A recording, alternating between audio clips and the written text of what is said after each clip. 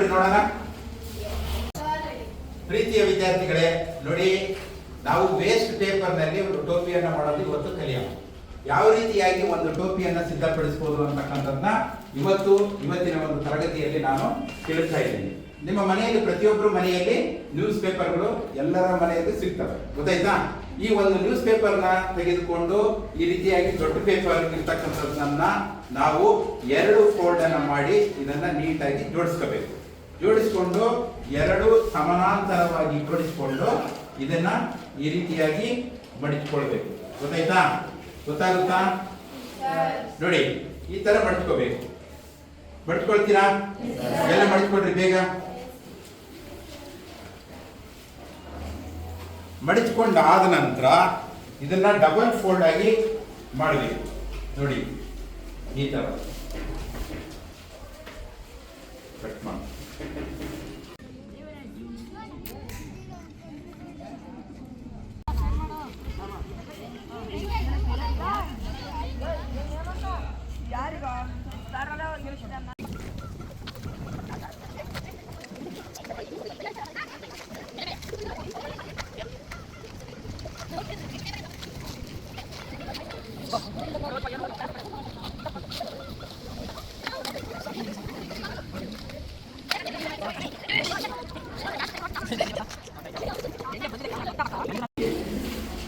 ಹೀಗೆ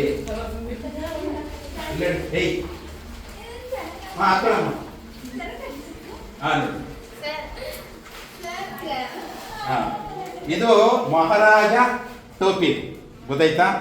ಮಹಾರಾಜನ ಒಂದು ಟೋಪಿಯನ್ನ ಈಗ ನಾವು ಸಿದ್ಧಪಡಿಸಿದ್ವಿ. ಇದನ್ನ ನೆಕ್ಸ್ಟ್ ನಾವು ಇನ್ನೊಂದ್ ತರ ಟೋಪಿಯನ್ನ ಮಾಡ್ಬೋದು. ನೋಡಿ, ಗಾಂಧಿ ಟೋಪಿಯನ್ನ ಮಾಡ್ಬೋದು. ಇದನ್ನ ಒಳಭಾಗಕ್ಕೆ ಮಡಿಚಿ, ನೋಡಿ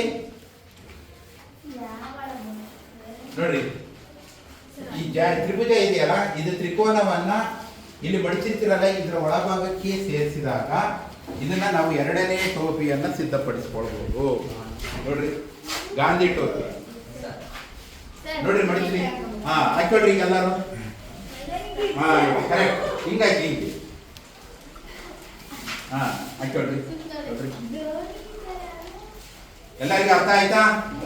ಎಲ್ಲಿ ಒಂದು ಚಪ್ಪಳೆ ಹೊಡೀರಿ. ಗೊತ್ತಾಯ್ತಾ? ಈ ರೀತಿಯಾಗಿ ನಾವು ಸಿಗ್ತಕ್ಕಂಥ ಕೆಲವೊಂದು ವಸ್ತುಗಳ ಮೂಲಕ ನಾವು ಅನೇಕ ಈ ರೀತಿಯಾಗಿ ಕ್ರಾಫ್ಟ್ ಗಳನ್ನ ಮಾಡಬಹುದು. ನೋಡ್ರಿ, ನಾವು ವೇಸ್ಟ್ ಪೇಪರ್ ನಲ್ಲಿ ಈ ಕ್ರಾಫ್ಟ್ ವರ್ಕ್ ಅಂದ್ರೆ ಟೋಪಿಯನ್ನ 2-3 ಟೋಪಿಗಳನ್ನ ಮಾಡೋದನ್ನ ಇವತ್ತು ನಾವು ಕಲಿತಿದ್ವಿ. ನೆಕ್ಸ್ಟ್ ಮುಂದಿನ ತರಗತಿಯಲ್ಲಿ ಇನ್ನೊಂದು ಬೇರೆ ವಿಶೇಷವಾಗಿರ್ತಕ್ಕಂಥ ಕ್ರಾಫ್ಟ್ ಅನ್ನ ನಾವು ಈ ಚಿತ್ರಕಲೆಗೆ ಸಂಬಂಧಪಟ್ಟಿರ್ತಕ್ಕಂಥದ್ದನ್ನ ಕಲಿಯೋಣ. ಚೆನ್ನಾಗಿ ಮಾಡಿದ್ಯಾ? ಎಲ್ಲ ಹಿಂಗ್ ಕ್ರಾಸ್ ಆಗಿ ಫಸ್ಟ್ ವಿಡಿಯೋ ಮಾಡ್ತೀವಿ. ಫೇಸ್ ಕಾಣಲಿ.